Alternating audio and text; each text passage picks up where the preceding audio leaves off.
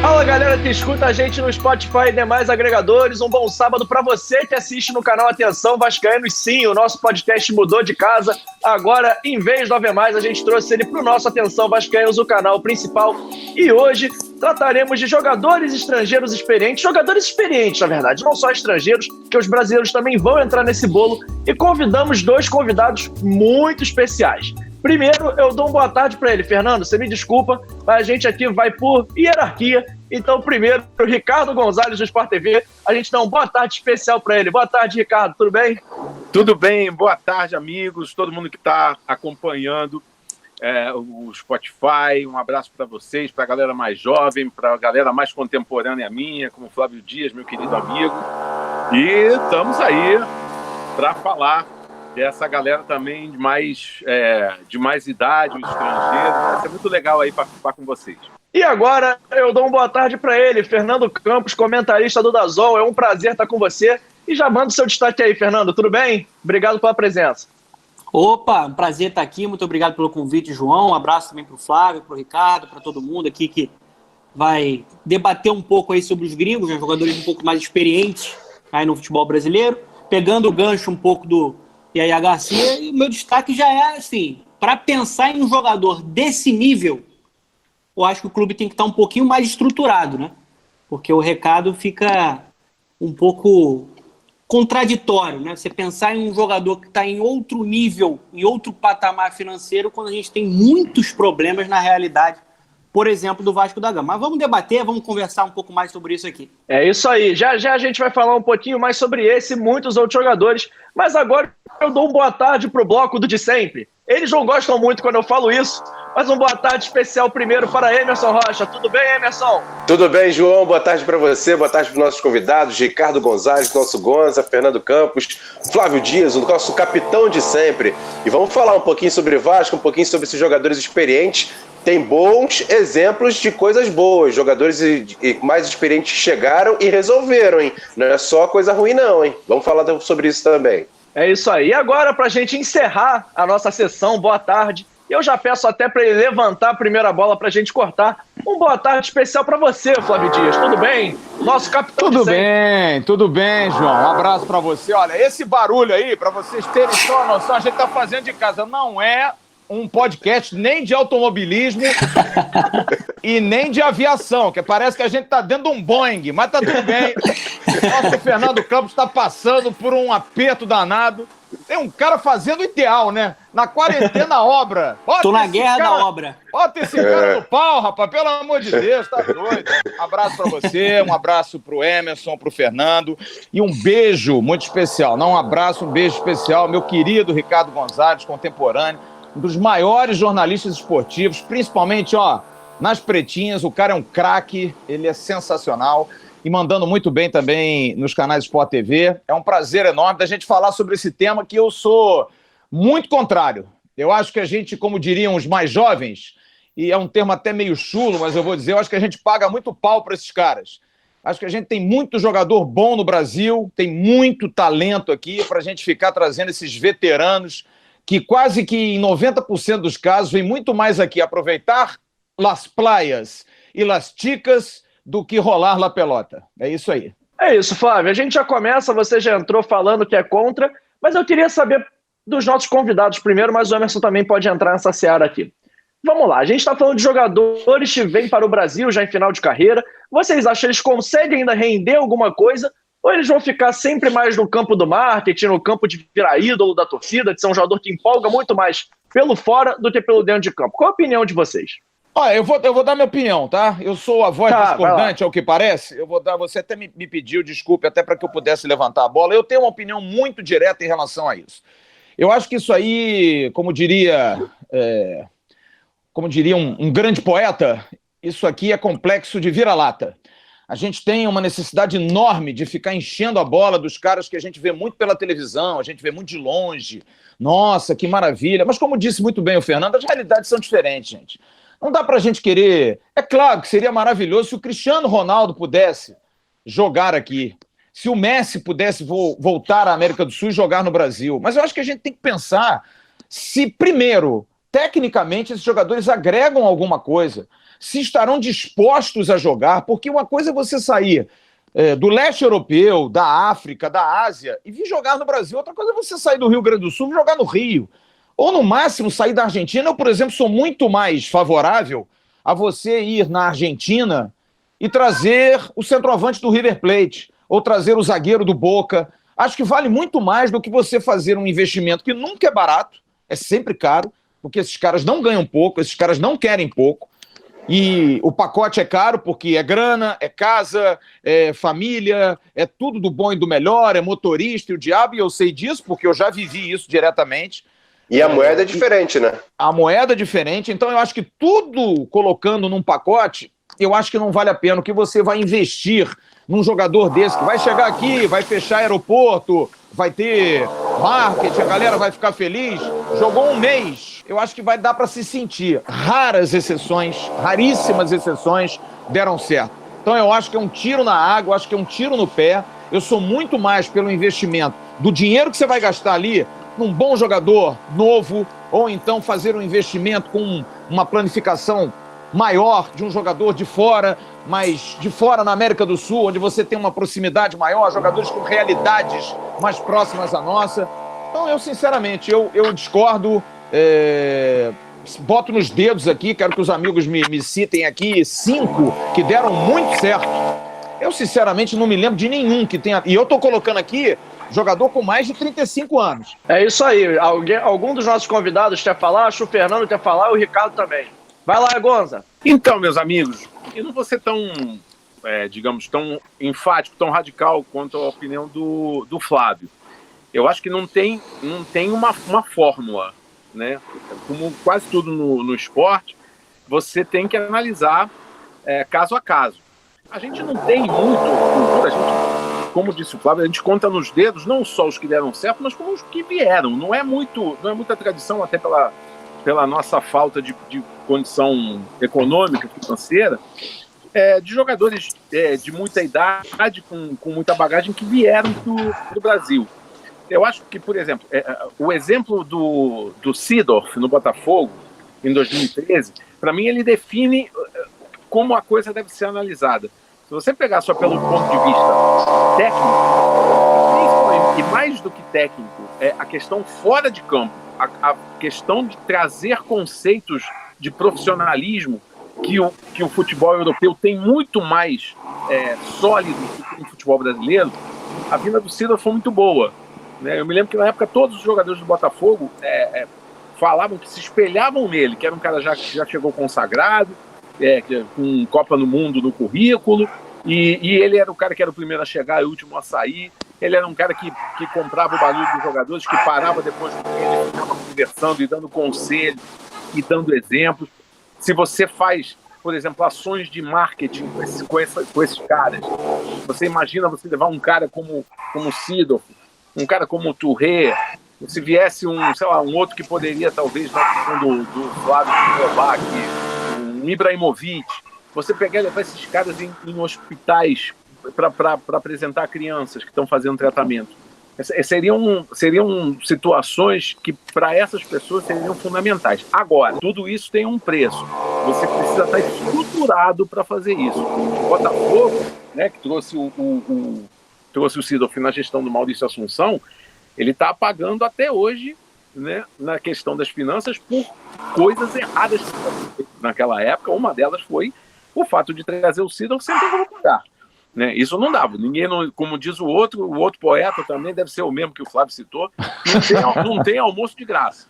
Exatamente. Então, para você trazer um jogador de porte da Europa para cá, é bom, é ótimo. Ele pode, porque o nível de intensidade do futebol brasileiro ele é menor do que o europeu, então dá para o jogador render alguma coisa, dá para ele servir de exemplo se ele tiver esse perfil. Agora, tem que vir acompanhado de um plano de marketing, um parceiro, coisas que um clube sozinho, aí realmente não há a menor condição. Agora, o Gonza, desculpa, o Fernando vai falar, deixa eu só dar um pitaco aqui. Você falou algo que eu acho perfeito, cara. Acho que a presença desses caras por esse lado, por levar em hospitais, dar exemplos, acho muito bacana. Só que eu penso nisso aqui, ó, é redondinho e dá alegria pra galera. Eu acho que a gente traz um jogador desse para jogar futebol. E, sincero e honestamente, acho que esses caras não têm mais o perfil profissional, porque o Seedorf tem um egresso da carreira, ele tem um passado. O Seedorf sempre foi um cara muito profissional, muito correto. Sempre foi um cara, não que os que vieram não tinham esse passado, mas o Seedorf sempre se marcou muito por isso.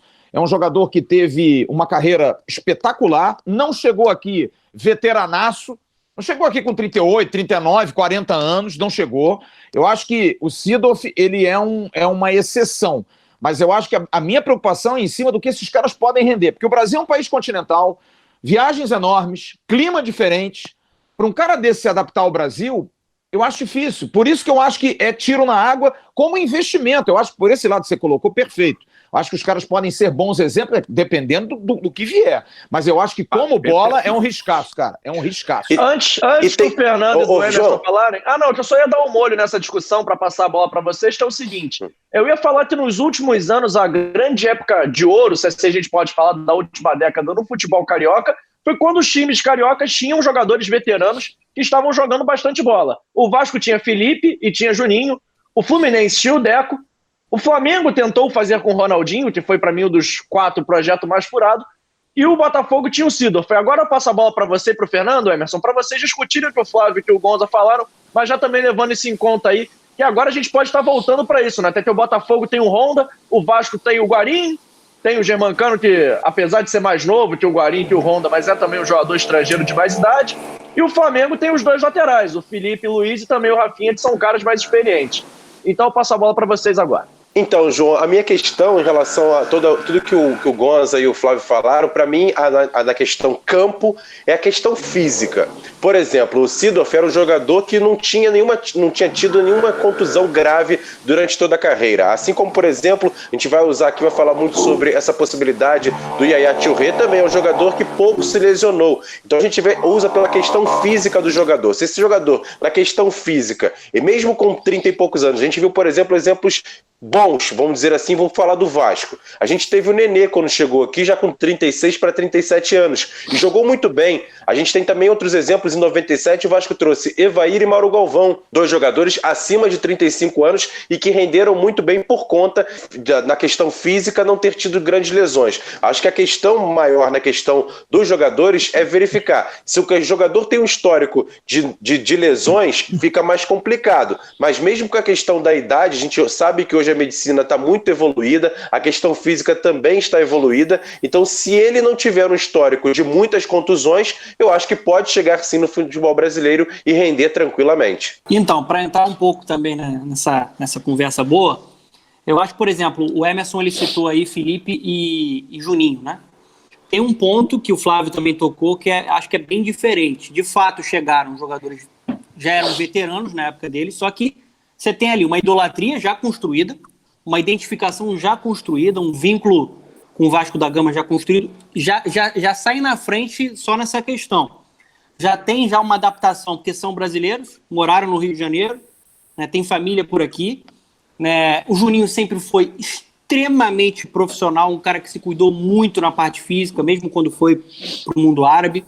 Então acho que também não tem esse histórico que prejudicaria o Juninho.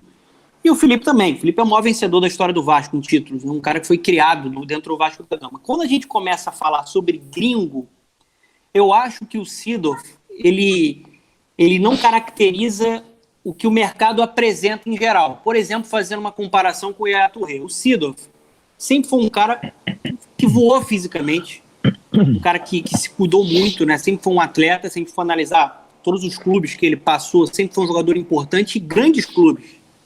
Real Madrid, né, o Milan por muito tempo.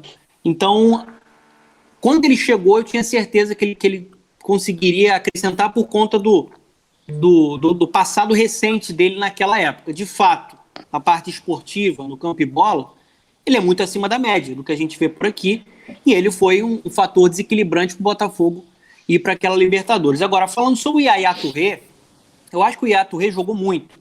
Por muito tempo ele foi o protagonista do Manchester City. Ele é um dos maiores ídolos da história do Manchester City, foi campeão, né, sendo o melhor jogador da equipe da Premier League, né, alguns títulos importantes, Barcelona.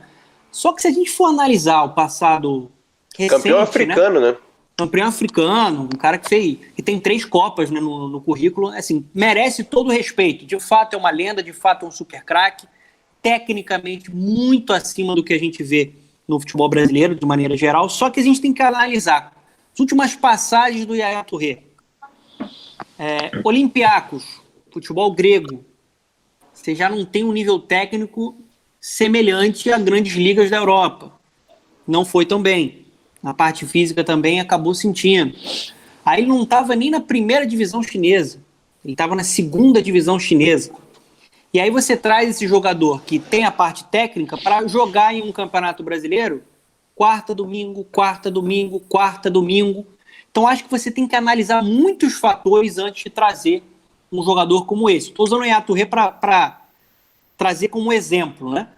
Porque aqui você tem a intensidade do futebol brasileiro, você tem praticamente nenhum tempo para recuperação de um jogador que já teria aí 38 anos.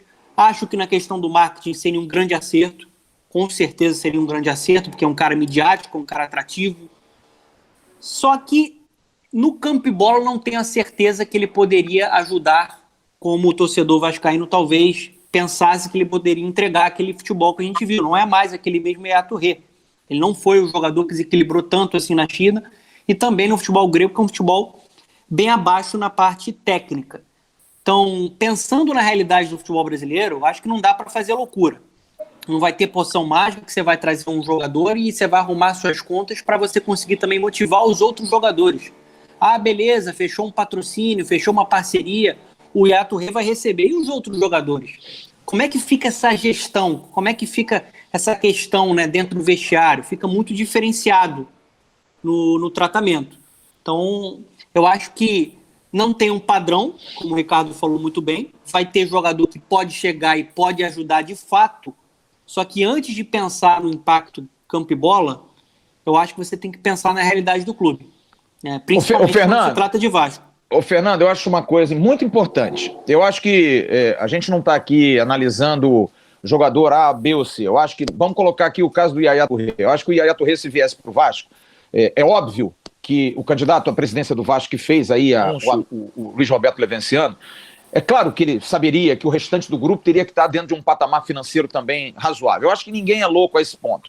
A minha discussão é muito em cima de origem e rendimento, porque eu conheço muito a questão do veterano. Eu tive a oportunidade de trabalhar durante alguns anos como assessoria de comunicação do Sebastião Abreu, o Louco Abreu, que era um veterano, cara que tinha vindo do AEK da Grécia, sem jogar uma partida bem, e que veio para o Botafogo com um rótulo de caneleiro que só fazia gol de cabeça.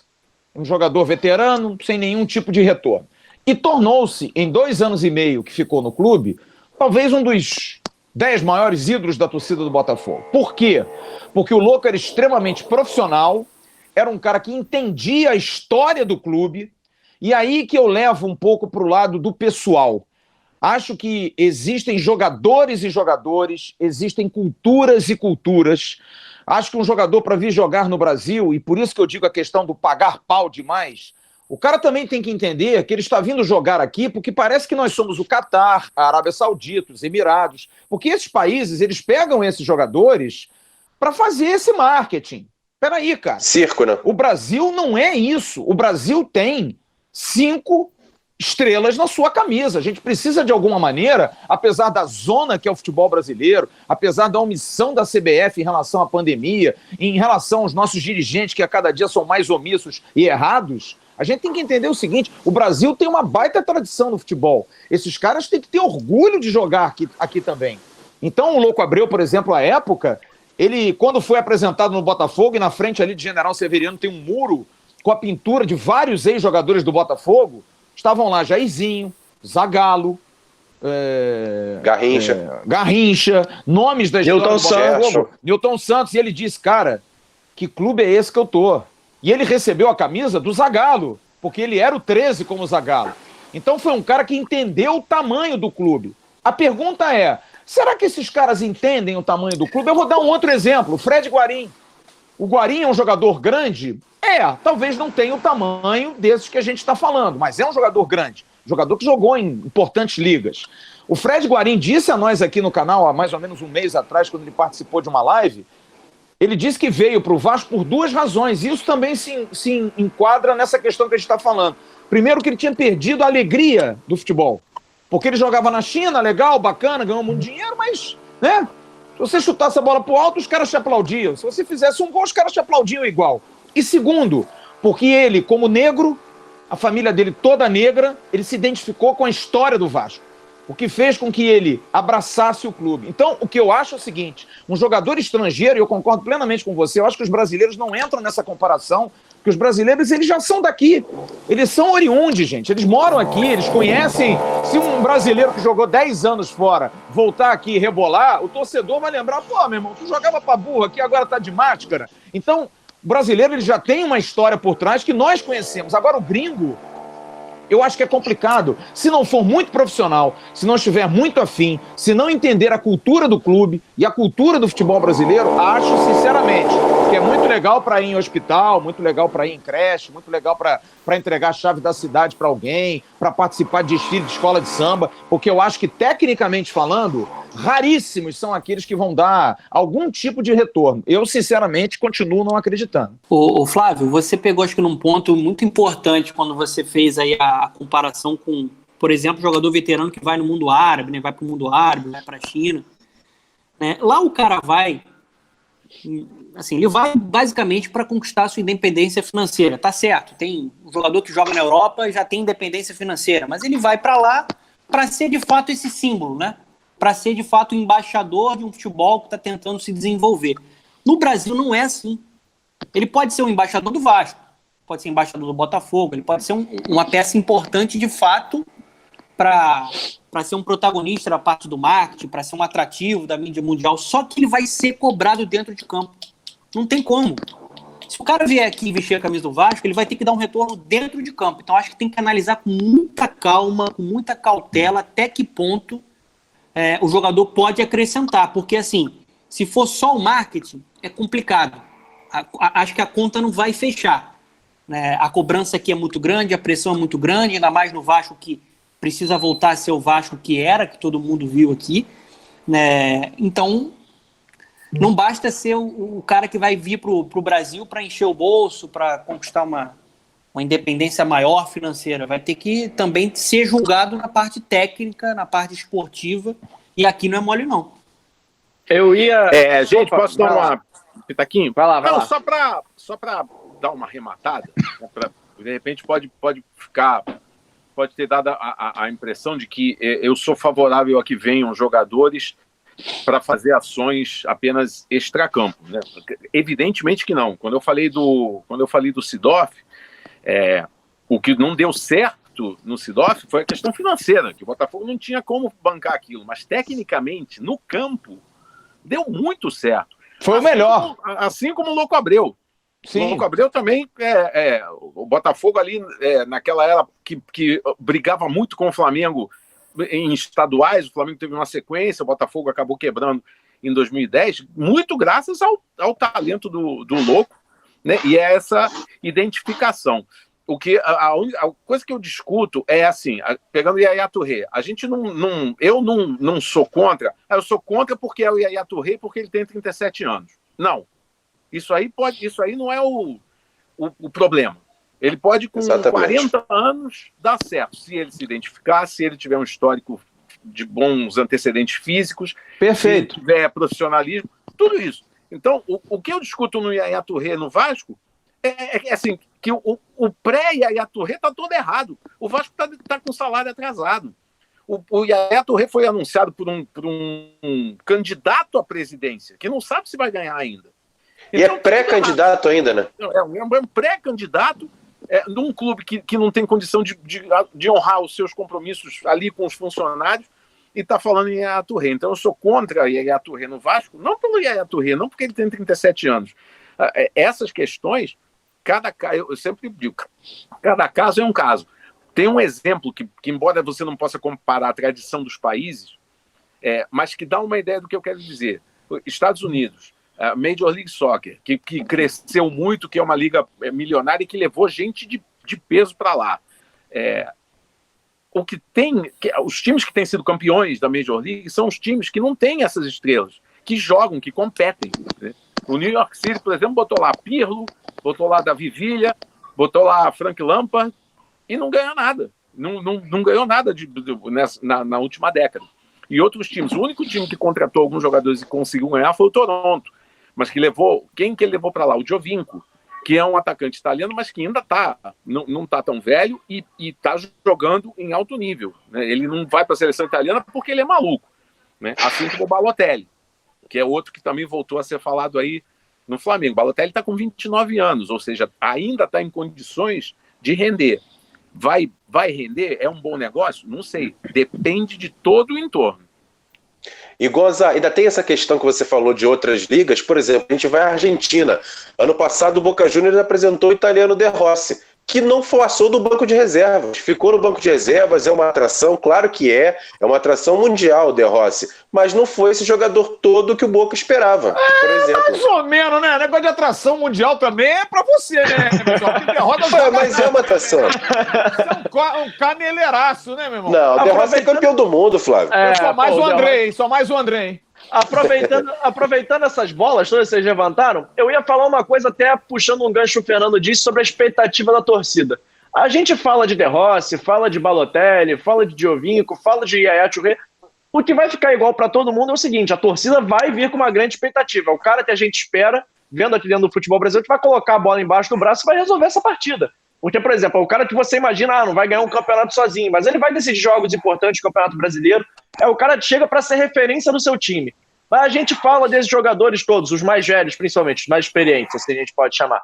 Como é que eles vão resolver, sabendo que a parte física já não compensa tanto, sabendo que talvez até o lado de motivação do cara não participe tanto mais? E o cara já ganhou tudo. O Yaya Touré tem 3 Copas do Mundo participando. É um cara que já ganhou a Champions League, é um cara que já ganhou o Campeonato Inglês, já foi melhor da Premier League. Com qual motivação ele chega no Campeonato Brasileiro? Ele chega para competir? Ele chega para jogar? Ou ele chega muito mais para participar e ser uma estampa do clube? Eu acho que a gente tem que muito pesar isso também, que eu vejo agora, por exemplo, o exemplo do Honda no Botafogo. O Honda chegou no Botafogo, a gente ficou naquela dúvida, o Honda é o japonês, a gente não sabe se joga, mas a gente vê as atitudes do Honda nos treinos. O Botafogo estava fazendo até um material muito legal, filmando o Honda tentando se entrosar, o Honda participando dos treinamentos. O Honda no Twitter sempre mostra, está tentando aprender o português, um cara está tentando se adaptar à cultura do clube, e pode ser um exemplo positivo. Mas quantos vão ser igual ao Honda? Quantos vão ser igual ao Louco Abreu? Eu acho que essa discussão é muito importante pra gente, até porque senão, porque bola é indiscutível, o cara sempre foi um cara muito famoso, mas e agora? O do presente vai jogar igual ao do passado? Eu acho que essa discussão é primordial.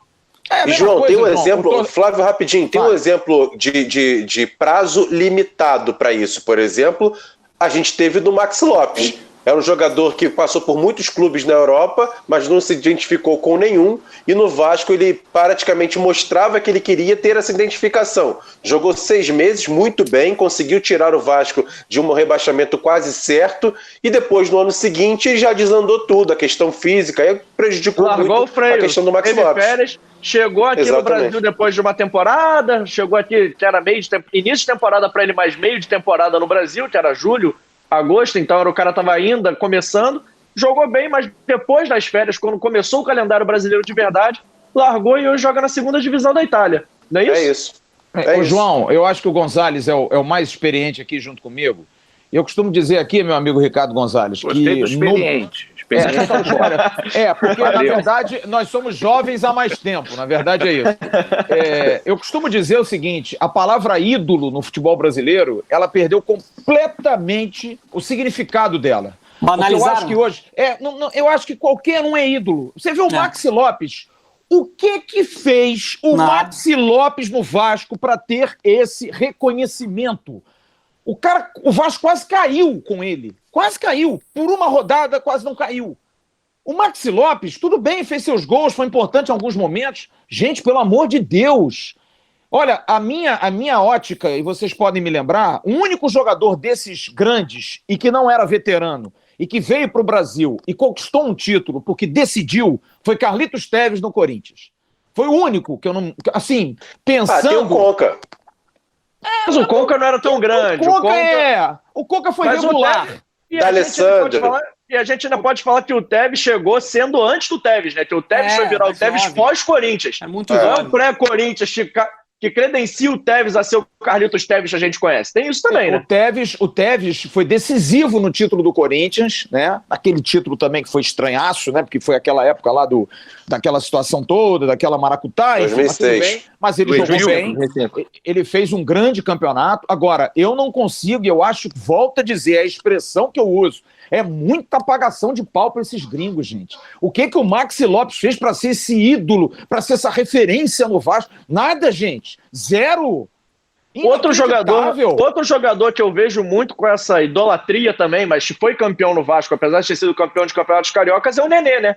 Que chegou naquele time desacreditado. Mas o Nenê também é brasileiro. Não, mas mesmo assim, os brasileiros. Não, mas mesmo assim, Flávio, o Nenê não tinha uma carreira tão consolidada no Brasil. Tinha. O Nenê foi um ótimo jogador no Santos, jogou muito bem fora do Brasil no PSG, voltou pro Vasco. E aí, então, cara, a gente vai falar de um futebol, aí a gente vai falar de Vasco, né? De um clube que nós temos um torcedor, porque nós somos vascarentes, amigo. A gente beija qualquer um. A gente, ultimamente, nos últimos 20 anos, a gente tem beijado todos. Então, eu acho que o Martim Vasco... Silva é um grande exemplo disso. É um exemplo. Não é muito parâmetro. O Vasco... Aliás, os clubes brasileiros, em geral, não tem muito parâmetro, porque nós adoramos os caras que vêm de fora, amamos, idolatramos, e quando jogam um pouquinho bem é craque. Tem que ir para a seleção. Aí somos nós, jornalistas. A gente bota qualquer um. O Nenê, gente, foi cogitado para a seleção brasileira de futebol, cara. Com todo respeito. Não dá, gente. A gente precisa ter um pouco mais de respeito até pelas nossas opiniões. Então eu acho que os veteranos são importantes, são, mas já acho que os veteranos são alicerces para um grande time. O Vasco, quando foi campeão em 97, trouxe 3 veteranos, Mauro Galvão, Valber e Evair. Mas não ganhou o Campeonato Brasileiro por causa dos 3. Ganhou porque tinha Carlos Germano jovem, porque tinha Felipe jovem, porque tinha Pedrinho jovem, Juninho e Ramon iniciando uma carreira dentro do Vasco. E tinha Edmundo decidindo tudo. Edmundo, que ainda era novo, que ainda era garoto. Né? Tem uma questão, assim, para mim é fundamental. Eu acho que a contratação de um veterano, ela tem que ser feita dentro de um processo de trabalho. Perfeito. Não adianta você, eu vou trazer 3 veteranos e vou botar no Vasco. Beleza, vai botar no Vasco. Qual posição? É isso aí. O Yaya Touré vai chegar, o Guarim já tá lá. Como é que você vai encaixar um time com os 2 juntos? Eu acho muito difícil você encaixar o time com os 2 juntos. E o Balotelli, no lugar do Germancano, que é o artilheiro do Vasco na temporada. Como é que faz? Se você vai trazer um zagueiro, tem o Leandro Castan, que é o cara mais experiente também, que já não é tão jovem. Você faz isso? E você ainda barra a molecada que pode subir e pode render muito mais. Mas, gente, peraí, nós não estamos aqui, foi o que o Gonzalez disse, a gente não está contra a vinda dos caras, mas eu acho que existem vários aspectos. É critério técnico, é critério financeiro, o treinador precisa opinar. Tem que ser Porque se, por exemplo, o Vasco hoje tem um zagueiro veterano que é o Castan.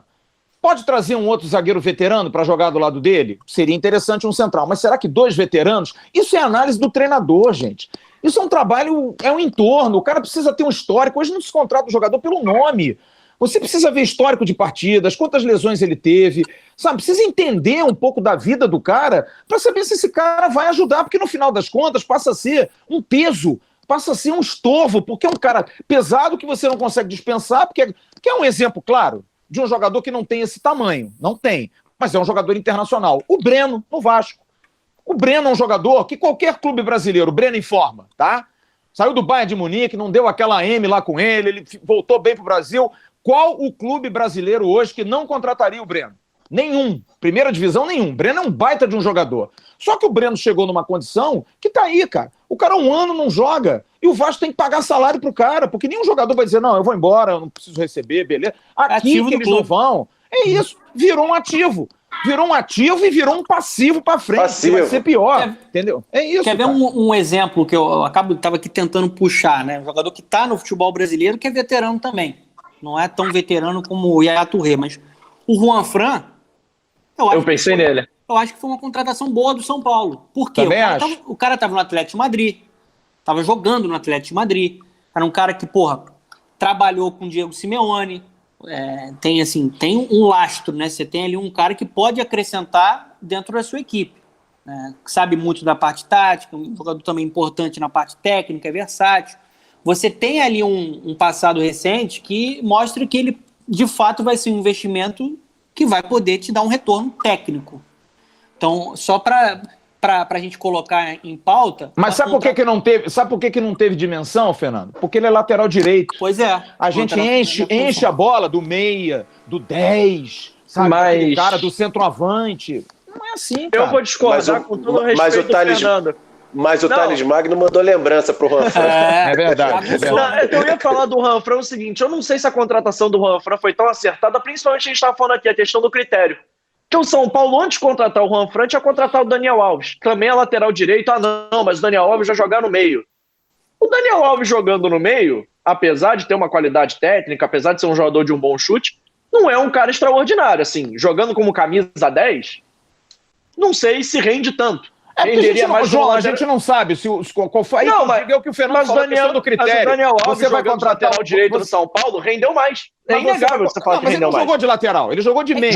Ele já veio com a camisa 10, né? 10, exatamente. Com a camisa 10. O Juanfran tem que se saber a história. Por quê? Quem contratou? Por que contratou? Foi oportunidade de negócio? Foi pedido do treinador? A gente tem que entender tudo isso. Porque o Juanfran é um jogador que um ano e pouco atrás, estava na seleção espanhola. Não, ele estava... Exatamente, Isso aí que vocês estão falando com relação a estudar, né, qual é o projeto, qual é a ideia, de que maneira o jogador vai ser aproveitado, isso também é absolutamente importante e fundamental. Porque aqui no Brasil a gente não tem sequência sequer de diretoria. Você às vezes contrata você tem uma diretoria eleita que às vezes não completa o mandato, ou vai durante 2 ou 3 anos numa linha, depois entra outra completamente diferente. O que dizer de treinador? A gente conhece, todo mundo aqui conhece, os mais experientes e os mais jovens, casos de um treinador que montou um elenco, perdeu 3 jogos no estadual, saiu, chegou o outro e teve que resolver com aquilo que o treinador anterior pediu, né? Então, a gente falou aqui, em tese, a discussão toda, ela começou meio que de uma maneira, digamos, um pouco crítica, um pouco negativa com relação aos jogadores estrangeiros veteranos, mas a gente já citou aqui vários jogadores que funcionaram. Então, isso só confirma essa minha tese de que cada caso é um caso. Vocês falaram no Honda aí. Eu não sei se o Honda vai ter condição de, enfim, carregar o Botafogo nas costas, até porque para carregar esse time do Botafogo nas costas, precisa o Honda, precisa o Hyundai, precisa um trator. O Honda sozinho não vai conseguir. Mas o torcedor do Botafogo, que há tanto tempo não conquista, que há tanto tempo não entra num campeonato achando que vai ganhar, aquela turma que foi recepcionar o Honda no aeroporto, a mobilização que aquilo teve, para mim, foi emocionante. Foi. Então, assim, vale a pena? Não sei. Eu não sei qual foi o gasto, não sei qual é o projeto para o Honda. Mas só aquilo ali, só aquela mobilização, aquela alegria que ele deu, eu acho que o futebol passa por isso também. Agora, é lógico, o que falta no futebol brasileiro, na maioria das vezes, é exatamente você saber o que está fazendo. Às vezes os caras se reúnem lá, na reunião de diretoria ou no botequim, e dizem, vamos trazer o Yaya Touré. Tá, vamos, beleza. Aí vai lá e traz o Yaya Touré. Não sabe se ele está bem, não sabe onde ele jogou, o que ele jogou naquela temporada. Eu me lembro de 2 exemplos de argentinos no Flamengo, agora vou justificar aqui o que o meu querido amigo Flávio Dias gentilmente falou em experiência. 2 argentinos que lá atrás, muitos de vocês não eram nascidos, que chegaram com expectativas diferentes e tiveram resultados diferentes. O Flamengo, quando trouxe o Doval, nos anos 70, o Doval não era um jogador ali da Argentina que não era normal. E virou um dos maiores ídolos do Flamengo. Sem dúvida. E depois foi pro Fluminense, foi campeão também. E estava longe de ser um profissional dos mais empenhados. Gostava do One Night, gostava de... Mas ele ia lá dentro de campo e resolvia. E o Flávio vai se lembrar, porque ele cobria junto comigo, quando o Flamengo trouxe o Cláudio Borg! Chegou ao Flamengo com o status de campeão do mundo. Ele foi campeão do mundo com o Maradona Argentina em 1986. E simplesmente não jogou. A única coisa que ele fazia, o Flávio vai lembrar, ele fazia muito bem no coletivo, ele fazia lançamento de letra. Era uma beleza. Exato. Fazia lançamento de letra que era uma beleza, botava o cara na cara do gol, mas não jogava. Então, assim, por quê? Por que não jogava? Porque ninguém foi lá na Argentina e perguntar, vem cá, o que esse cara fez esse ano? Ele foi campeão em 86, mas nós estamos em 89. Nesses 3 anos ele jogou, ele rendeu, ele se desenvolveu, ele é um cara que está a fim de jogar, ele vai ter que roubar. Ninguém pesquisa, as pessoas vão saber disso depois que o cara vem. Aí pode não dar certo e pode o cara virar o Louco Abreu. João, isso que o Gonza falou em relação ao planejamento, a gente viu acontecer, por exemplo, esse ano no Atlético Mineiro. Trouxe o técnico Dudamel com vários jogadores experientes e agora que chegou o Sampaoli lá, fez uma faxina. Já mandou muita gente embora, inclusive o Ricardo Oliveira, com 39 anos. Era um projeto já que não começou daquele jeito, né? Até porque o Atlético Mineiro contratou o Dudamel, não, confiamos no trabalho do treinador, mas depois a gente viu o que aconteceu, né? Ele começou a ser eliminado, o projeto começou a não dar certo, e antes mesmo do Covid chegar, antes mesmo da pandemia, o Dudamel já foi demitido e eles contrataram o Sampaoli no meio dessa confusão toda. Agora tá tendo até briga, porque pelo visto o Sampaoli tá recebendo, os jogadores não. E o Flávio quer falar, vai daí, Flávio. Eu quero falar uma coisa. Primeiro dizer que o barulho não estamos dentro de um avião, hein? Nem do aeroporto. Tá brigando com os vizinhos, nem no aeroporto. Nós citamos aqui, olha só como é que é engraçado isso. E é uma outra bola que eu defendo muito aqui. Eu queria que os companheiros também, se pudessem debater, seria legal. Nós falamos aqui de casos de sucesso de jogadores, tirando o Seedorf, todos sul-americanos. Todos sul-americanos. Doval, sul-americano, Louco Abreu, sul-americano, D'Alessandro, sul-americano, Carlito Teves, sul-americano. Eu sou um defensor de que o Brasil... Até do Max Lopes.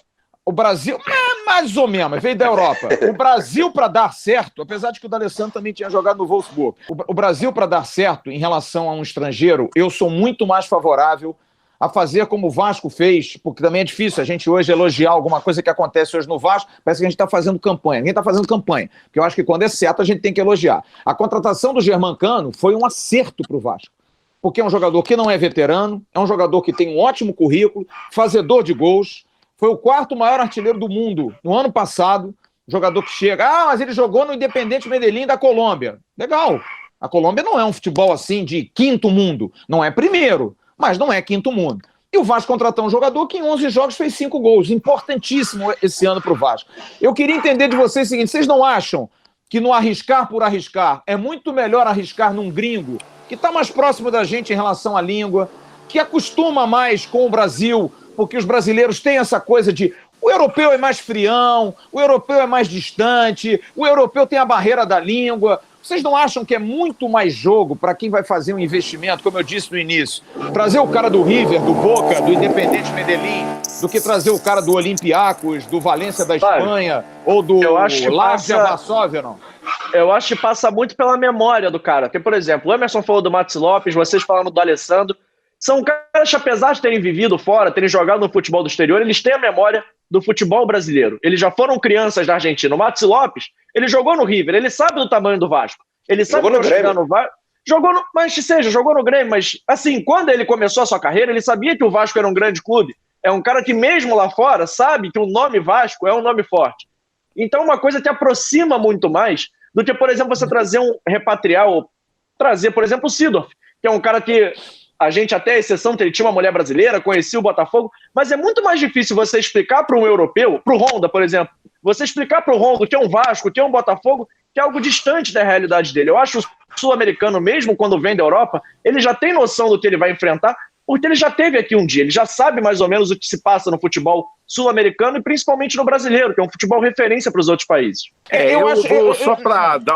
Só para pegar um gancho aí do que o Flávio falou, eu vou pegar um termo que ele usou, que eu acho que é uma das chaves para a gente encaminhar, que ele usou o verbo arriscar.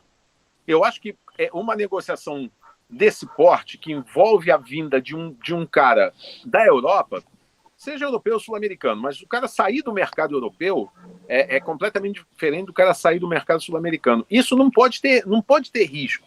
Lógico que qualquer negociação você tem o risco de o cara se machucar, o cara não se adaptar, a família não se adaptar.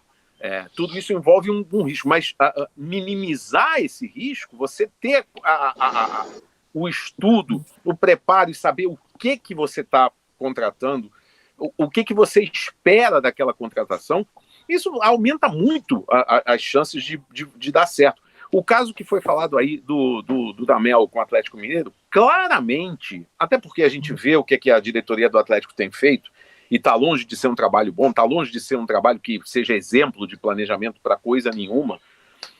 O Dudamel entrou na onda dos estrangeiros que é puxada pelo Jorge Jesus. Que outro também que eu duvido que a diretoria do Flamengo tenha estudado. Tem aí no começo. Alguém falou no Jorge Jesus que estava disponível, que estava aqui no mercado brasileiro cavando, né, para vir para cá. Foi até o Vasco que levantou essa bola. Legítimo. Foi até o Vasco. José Luiz Moreira. Foi um tiro no escudo que deu super certo. O que ele fez no Flamengo e no futebol brasileiro é um negócio que vai ficar muito tempo na história. Agora, o Dudamel, eles vão falar, o Dudamel é um mau treinador? Não é. O que ele fez na Venezuela e na base da Venezuela, ele levou a Venezuela para uma final de Copa do Mundo, sub-17. Né? E a Venezuela, se continua ali na quinta prateleira do futebol sul-americano, mas hoje em dia não é aquele time que perde de véspera. Agora, por quê? Ele monta um esquema muito simples. 3, 4, às vezes 5 zagueiros, o Herrera comandando no meio campo e bola no Soteldo. E bola no Martínez, que foi artilheiro da Major League. Agora, qual foi o trabalho dele? Foi um trabalho de psicólogo, fazer a molecada da Venezuela acreditar que é possível, acreditar que eles não são igual o Peru, que morre de véspera. O Atlético não precisa disso. Ele não é esse perfil de treinador que vai dar certo no futebol brasileiro. O Dudamel, se pegar o Madureira, é capaz de fazer um trabalho bom, é capaz de ganhar o estadual do Rio. Verdade. Agora, por que fizeram isso? Quem é o treinador aí que tá dando sopa? O Dudamel. E pegaram, e lógico que, né, desse jeito não vai dar certo. Então, acho que essa questão da adaptação com o sul-americano é muito mais fácil, né? Já conhece basicamente a realidade do futebol brasileiro, né? Já conhece a realidade financeira, que eu acho que é o principal. Então, quando você vai direcionar ali seu alvo, né, para uma contratação de um cara mais experiente, de um grande nome, acho que isso tem que ser levado muito em consideração.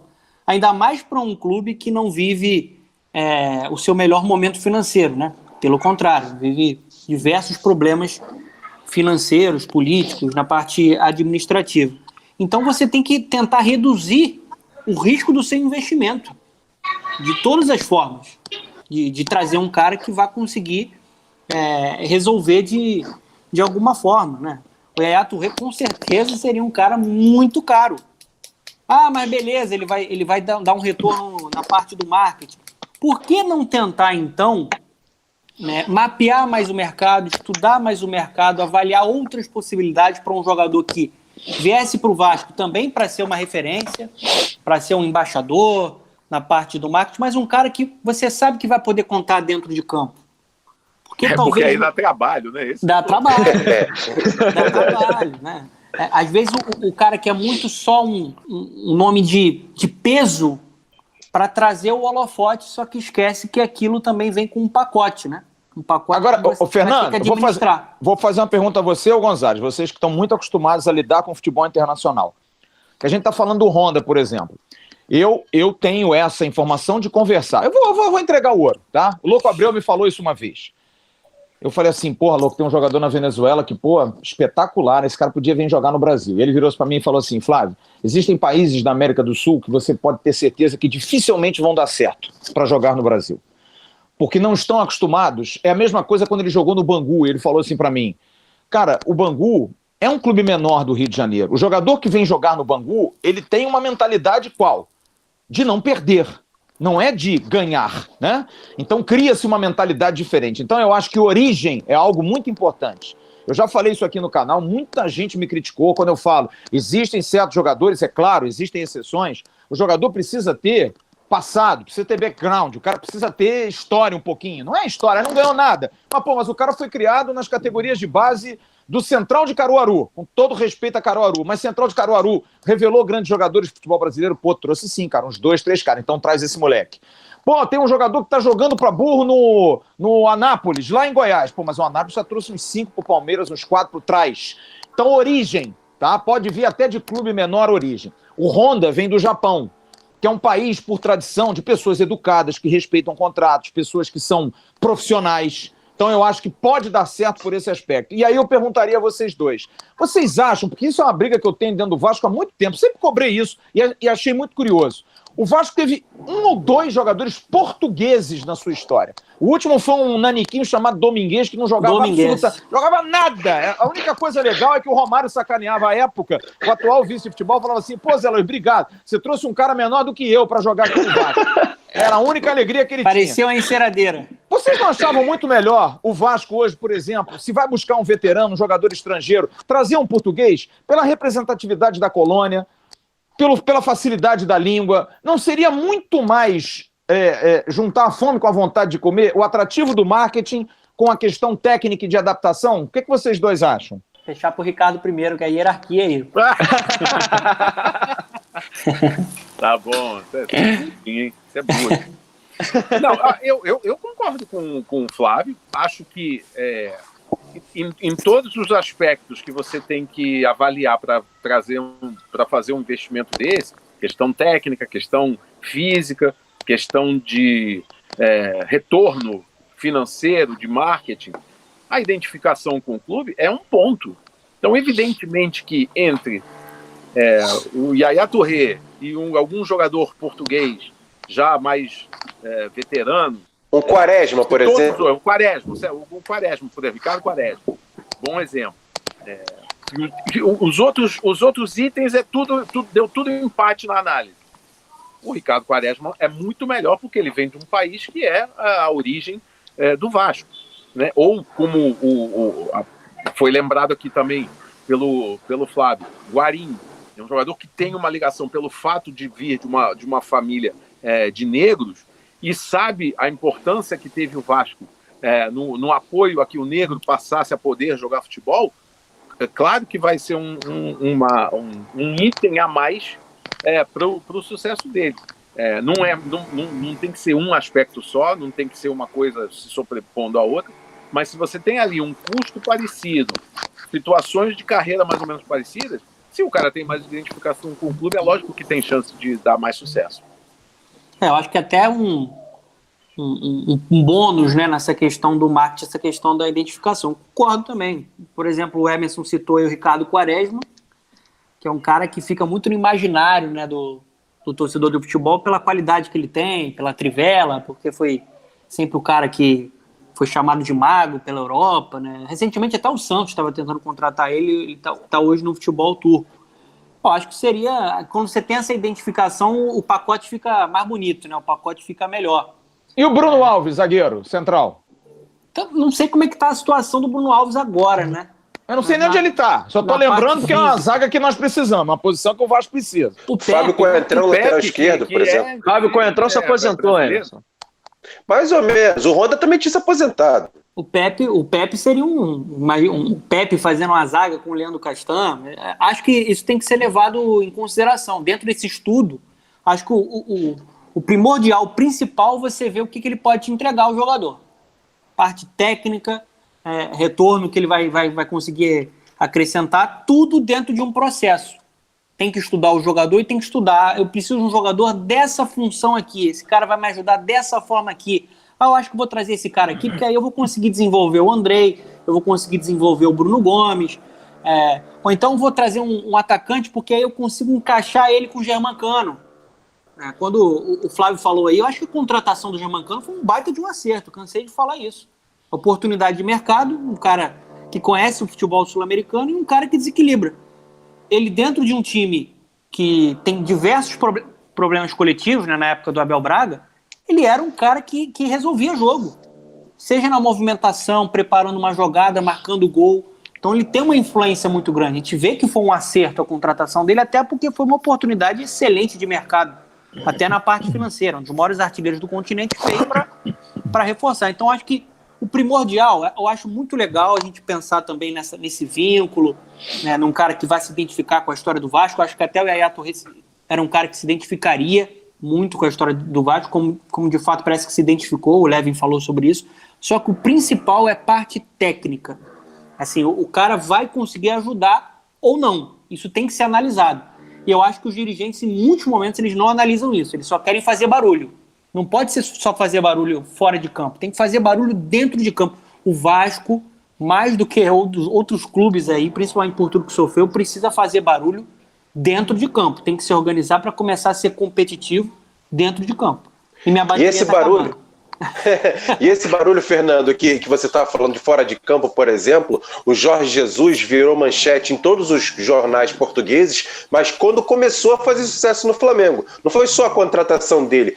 Depois do sucesso dele, a imprensa portuguesa começou a cobrir o Flamengo como se fosse Porto, Benfica e Sporting. No início tomava pancada, Emerson. No início ele estava tomando pancada. É isso. Então, assim, o barulho que você diz dentro de campo vai se refletir na questão do marketing, na questão do barulho fora de campo, mas principalmente por conta dos resultados em campo. Muitas vezes você tem uma situação, já que falamos no Jorge Jesus, no Flamengo, né, quando volta aí, não sei se há alguma coisa de concreto ou se é mais por falta de assunto mesmo, mas essa questão da possibilidade, de novo, do Balotelli, porque ele está às turras lá com o pessoal do Brecha.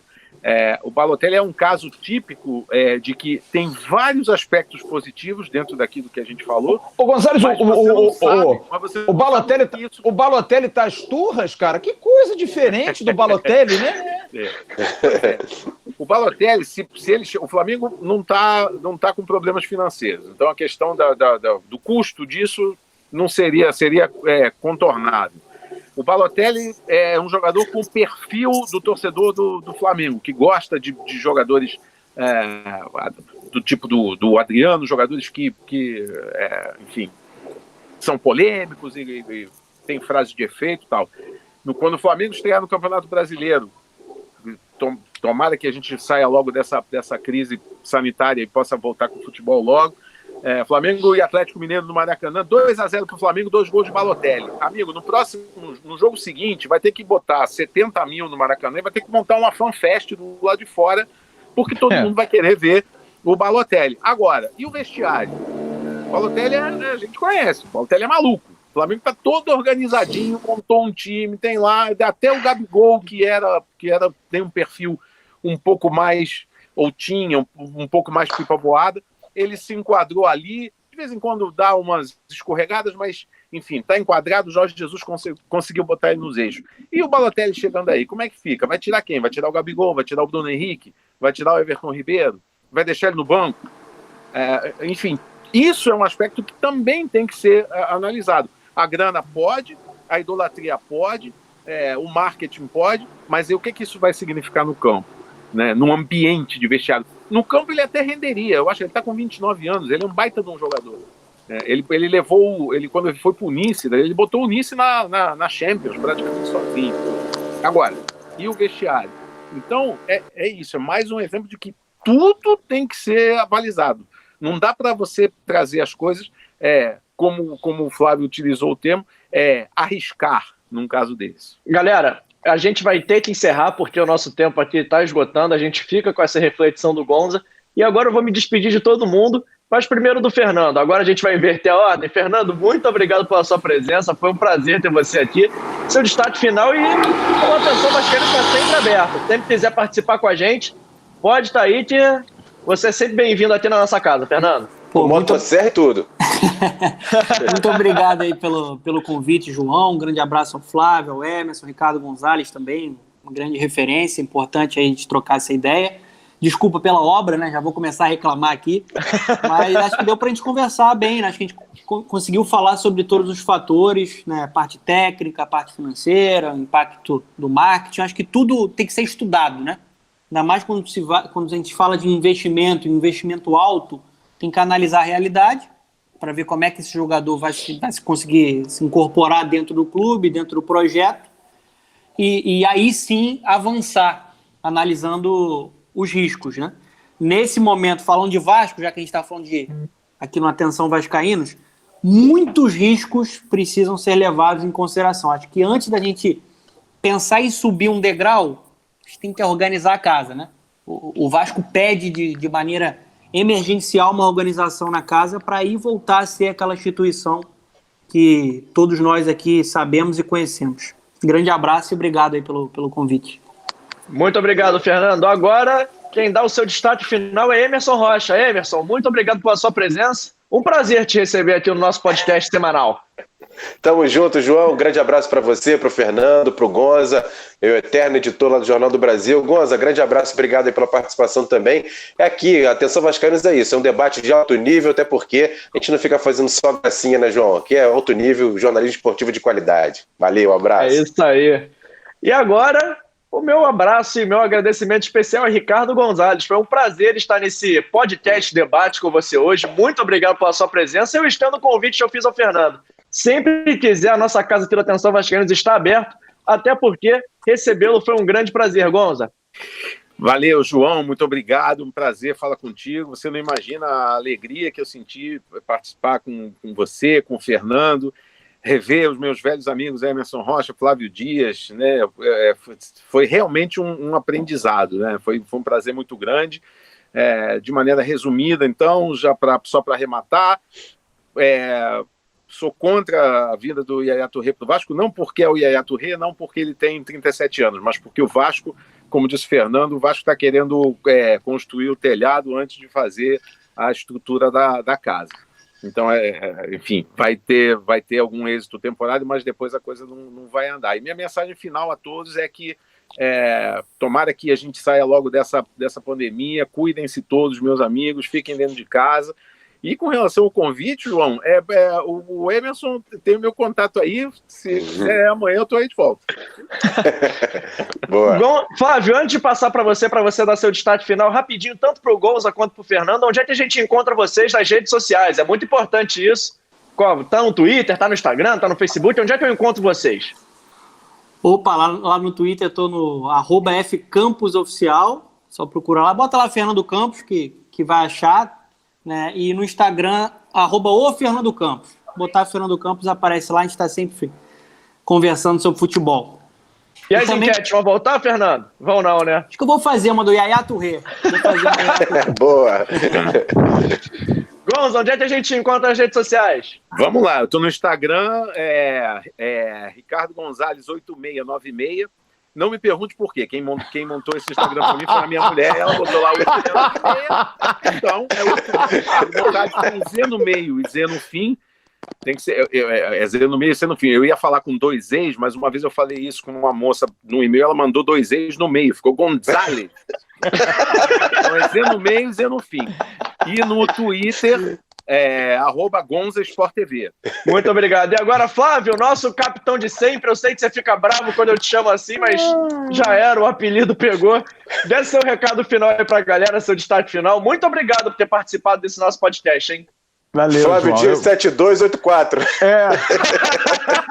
Eu lembrei uma vez que eu liguei pro Jornal O Dia, eu assinava o Dia, aí em nome da minha empresa eu botei assim, FD, ela falou SD, eu falei, não, faca, dado, assessoria. Aí chegou o jornal no mês seguinte lá, faca, dado, assessoria. Aí escreveu, igualzinho ao Gonzalez, os ex aí do Gonzalez, meu amigo 8696. Gente, muito obrigado, o papo foi muito legal, foi muito bacana, acho que a gente conseguiu aqui discorrer sobre os assuntos sem nenhum... E eu acho que isso que a minha maior preocupação é essa, porque hoje em dia você falar de Vasco, você sempre tem uma linha, né, que você está indo, você está apoiando, ninguém está apoiando ninguém, a gente está falando do futebol genérico, existem opiniões a favor, opiniões contra, ninguém é a favor porque gosta de um ou contra porque detesta o outro, as pessoas precisam entender o que é o pessoal e o que é o profissional, isso aí é o mais importante. E eu queria deixar um recado que só Ricardo Gonzalez vai entender. Gonzalez, que tudo corra bem para o amigo, viu, Gonzalez? Queira-me bem, Flávio Dias. Tchau, gente. Obrigado aí. Um beijo em vocês. É isso aí, galera. O nosso podcast vai ficando por aqui. Mas antes, não esqueça de curtir, compartilhar.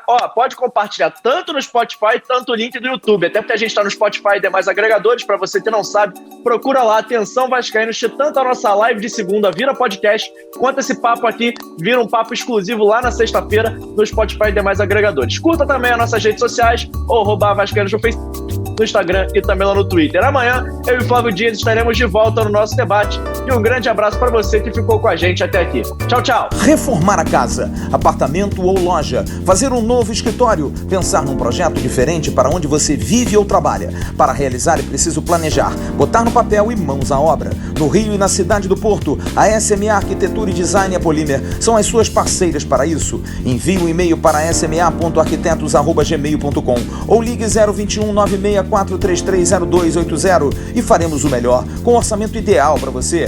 SMA Arquitetura e Design e Polímer, juntas e em qualquer distância para atender.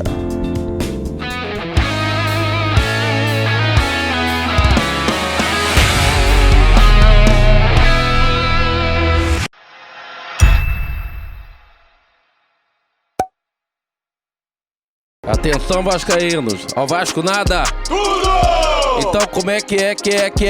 Casaca, casaca, casaca, casaca, casaca.